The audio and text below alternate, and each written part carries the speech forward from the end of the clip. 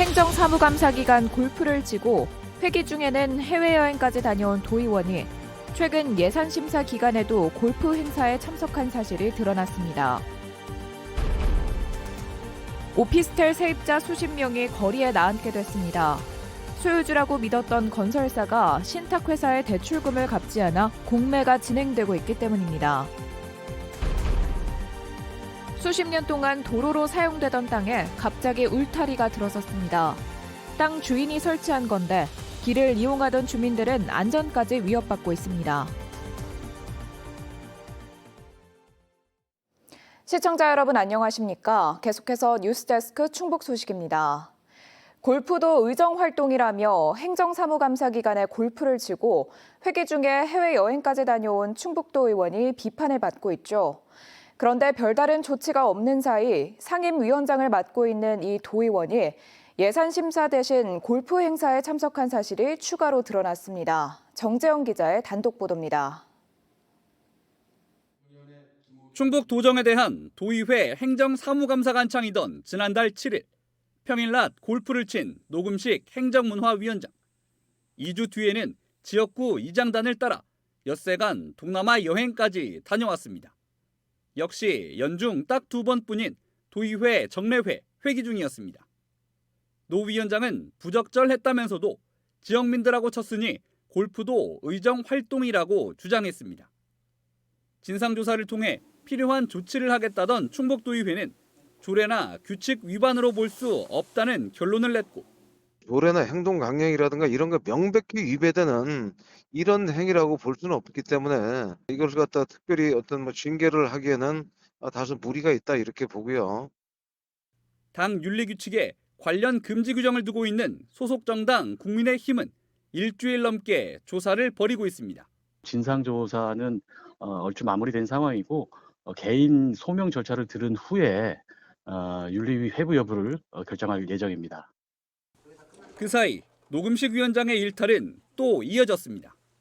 내년도 충청북도 예산안을 심사하는 상임위에 오전 내내 불참한 겁니다.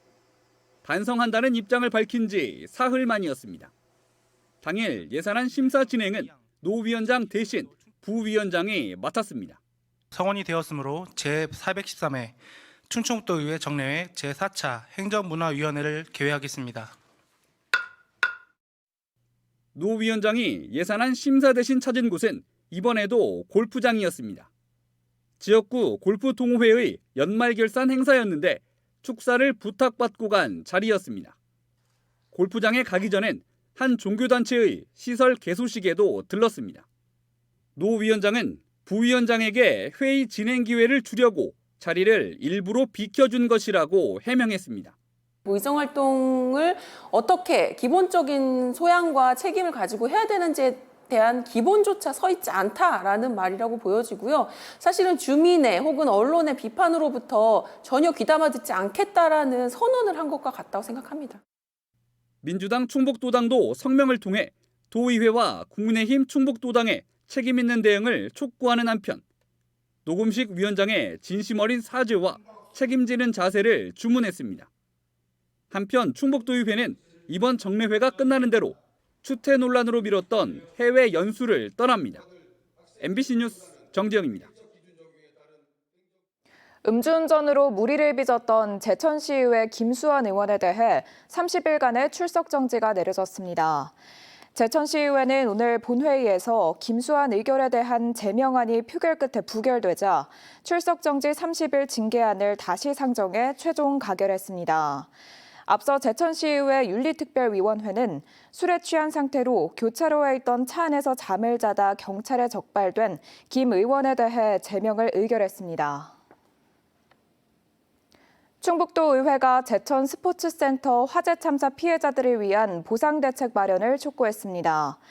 충북도 의회는 어제 도의원 공동성명을 통해 29명이 숨진 제천 참사가 발생한 지 6년이 지났지만 피해 규제는 제대로 이뤄지지 못하고 있다면서 국회에 계류 중인 피해자 보상 결의안의 조속한 통과를 요구했습니다.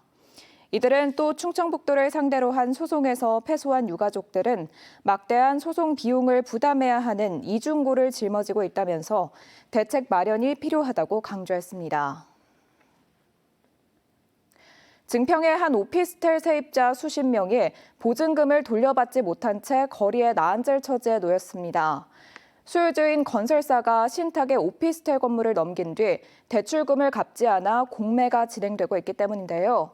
부동산 중개업소까지 거쳤지만 소용이 없었습니다. 이지연 기자가 보도합니다. 증평의 9층짜리 오피스텔입니다. 전체 48세대 가운데 32세대가 지난달 돌연 공매에 들어갔습니다. 건설사가 은행에서 빌린 대출금을 갚지 못하자 오피스텔 소유주인 신탁회사가 은행을 대신해 공매에 나선 겁니다. 날벼락을 맞은 건 입주민들입니다. 이들이 공통적으로 전월세 계약을 맺은 상대는 오피스텔을 지은 건설사지만 계약 당시 소유권은 해당 건설사에 없었습니다. 오피스텔을 담보로 대출을 받으려고 이미 소유권을 신탁회사로 넘긴 상태였기 때문입니다. 야, 이런 일이 나한테 생기는구나. 이거 어떻게 대처를 해야 되나 많이 막막했었고. 세입자들은 고의적인 사기가 아니냐고 의심하고 있습니다. 해당 건설사는 신탁사 동의 없는 임대 계약을 할 수 없지만 계약서 어디에도 신탁회사의 동의를 뜻하는 도장이나 서명은 찾아볼 수 없기 때문입니다. 소유권이 없는 업체가 집주인 행세를 했던 건데 세입자들은 공인중개사 말만 믿었다고 말합니다. 저희한테 설명할 때는 그냥 담보만 신탁회사에서 잡아줬다 이런 식으로 얘기를 했었어요. 안전하다는 얘기를 엄청 강조를 해서 그래서 들어간 거거든요. 최근 2주 사이 접수된 피해 신고만 무려 10여 건. 공매가 진행 중인 오피스텔이 많아 피해자는 더 늘어날 것으로 보입니다. 부동산 전문가는 전형적인 신탁주택 사기가 의심된다고 지적합니다. 사실상 본인이 임대차 권한이 없음에도 불구하고 공인중개사하고 공모해가지고 세입자를 속였다. 이렇게 되면 이제 신탁 사기가 되는 거죠. 해당 공인중개사는 중개 과정에서 의도적으로 한 일이 아니었다고 해명하고 나선 가운데 어렵게 연락이 닿은 건설사는 금융기관과 협의해 공매가 취소될 수 있도록 노력하겠다고 밝혔습니다. MBC 뉴스 이지연입니다. 오송 지하차도 참사 유가족과 생존자들이 검찰 수사 진행 상황을 공개하라고 요구했습니다. 오송 참사 진상규명 시민대책위원회는 오늘 청주지검 앞에서 기자회견을 열어 지난 7월 김영한 충북지사를 비롯한 최고 책임자들을 고발했지만 아직 고발인 조사도 진행되지 않았다며 검찰은 중간 수사 결과를 발표해 시민들의 알 권리를 보장하라고 촉구했습니다. 또 참사 발생의 구조적인 원인과 책임을 규명해야 한다며 독립적인 조사기구 설치를 요구했습니다. 개인 소유의 땅이 도로로 쓰이는 경우가 종종 있는데요. 진천에서는 수십 년 동안 도로로 사용되던 빌라 입구를 토지주가 자신의 땅이라며 울타리로 막아버린 일이 발생했습니다. 빌라 주민에는 노인들이 많아 불편을 넘어 당장의 안전까지 위협받고 있는 상황입니다. 이초원 기자가 보도합니다. 20여 세대가 모여 사는 다세대 주택 입구가 철제 울타리에 가로막혔습니다. 땅 주인 측이 일방적으로 자신의 땅 경계에 맞춰 울타리를 설치한 겁니다. 차량이 쉽게 드나들던 공간은 이제 사람 한 명이 겨우 지나다닐 정도로 좁아졌습니다.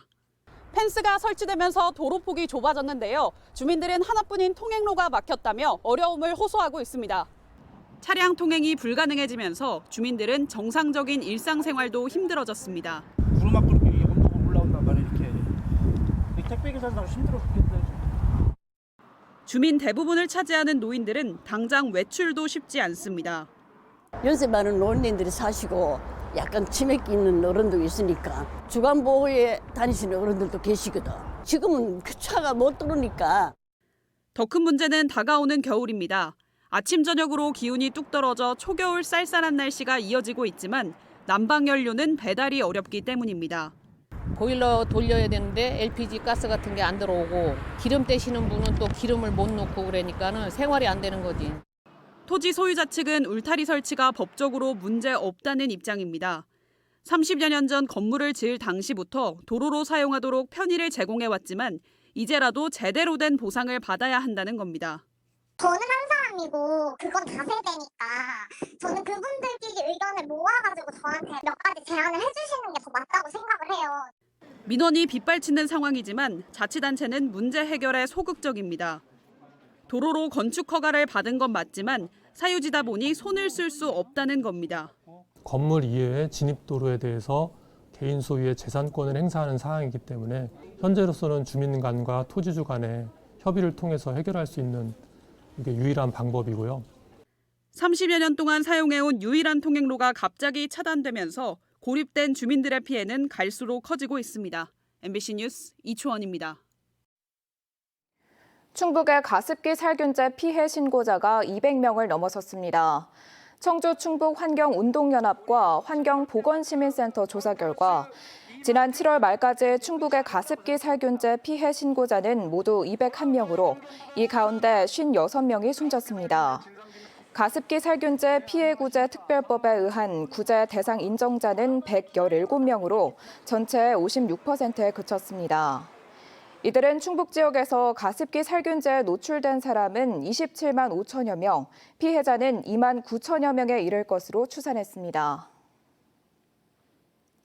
충북 공공의료 인프라 확충을 위한 민관정 공동위원회가 충북 지역 의대 정원을 늘려달라는 건의서를 오늘 보건복지부에 전달했습니다.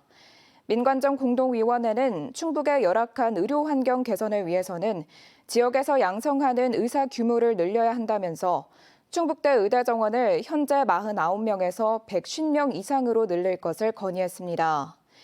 이와 함께 치과대학 설립과 카이스트 과학기술 의전원 설립도 요구했지만 건국대 의대 정원 확대는 언급하지 않았습니다. 특히 지역 의대 출신이 충북에 남아 근무할 수 있도록 지역 인재 선발 전형을 확대하고 지역 의사제도 도입해야 한다고 강조했습니다. 청주의 한 병원에서 경비원이 초등학생을 성추행했다는 주장이 나와 경찰이 수사에 나섰습니다. 청주 흥덕경찰서는 어제 오후 6시쯤 한 병원 주차장에서 60대 경비원이 여자 초등학생을 갑자기 뒤에서 껴안으며 신체 일부를 만졌다는 신고가 접수돼 수사가 진행 중이라고 밝혔습니다. 이에 대해 해당 경비원은 비슷한 또래의 손녀가 있어 예뻐서 안았다라고 말한 것으로 전해졌습니다. 부하 직원에게 의자를 던져 다치게 한 현직 소방관에게 징역형이 선고됐습니다. 청주지법 형사 1단독 이수연 부장판사는 특수상해 혐의로 재판에 넘겨진 30대 소방관에 대해 징역 1년에 집행유예 2년을 선고했습니다. 법원은 재판 과정에서 피해자를 질책하는 내용의 사실 확인서를 제출하는 등 사건 발생 원인을 피해자에게 전가하고 있다며 양형 이유를 밝혔습니다. 피고인은 지난 2020년 부하 직원의 태도를 지적하다 의자를 던져 전치 6주의 상해를 입힌 혐의로 재판에 넘겨졌습니다. 연말을 맞아 고향사랑 기부제 활성화를 위한 다양한 이벤트가 진행됩니다.